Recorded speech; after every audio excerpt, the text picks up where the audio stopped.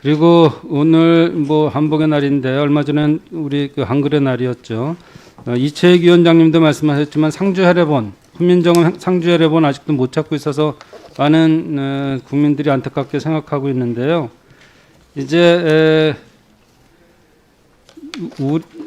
동북공정, 중국의 동북공정뿐만 아니라 다른 나라에서도 이런 한류를 따라하면서 여러 가지 이제 그런 원래 어디가 원류인가에 대한 얘기들도 많이 할 거예요. 그런데 이제 해외에 소재하고 있는 우리 문화재에 대한 관심을 좀 더 많이 갖고 연구를 해야 되는데요. 제가 대표적인 사례를 하나 들어보면은 1819년에 거의 뭐 200년 전이죠. 이때 일본에서 출간된 신자 일문전이라는 곳에서 훈민정음 해례본 합자해 원리가 수록되어 있고, 국내에서는 이제 1940년대 훈민정음 해례본이 발견되기 전까지는 그 존재조차도 몰랐거든요. 그러니까 200년 전에 신자 일문전이라는 데서 다시 말씀드리면 훈민정음 해례본 합자해 원리를 수록했어요.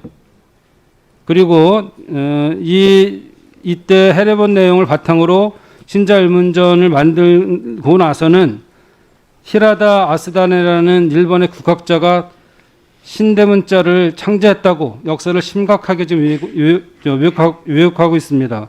그래서 일본의 극우 세력은 이를 악용해서 훈민정음 해례본이 신자 일문전을 모방한 문자 약탈이라고까지 주장하고 있거든요. 그래서 지금은 뭐 코로나19의 가치가 없다 이렇게 무시해버릴 수도 있겠는데, 이런 주장들이 계속 반복되면서 독도에 대한 주장들이 계속 반복되면서 어거지를 쓰고 있는 거 아니겠어요? 그래서 우리가 해외에 소재하는 한글 관련 역사문화재에 대해서 언제 마지막으로 연구했나 봤더니 2015년에 꽤 됐어요. 그때 주제가 한글과 동아시아 주변의 제문자였습니다. 그래서 해외에 있는 훈민정음 관련 문화재에 대한 연구가 이루어진 적이 있나요? 문화재청에서?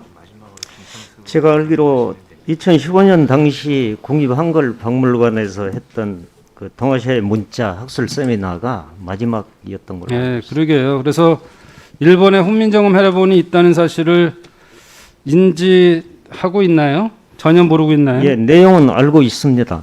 그러면 거기 가서 그걸 실제적으로 존재 자체를 확인하고, 또 존경하는 위원장님 말씀하신 것처럼 그 상주 해례본과의 그 비교도 해보면서 네. 이 진위 여부, 상주 해례본에 대한 또 여러 가지를 그 일본은 200년 전에 이런 거를 약탈했든지 어쨌든지 가져다가 하고선 뭐 여러 가지 지금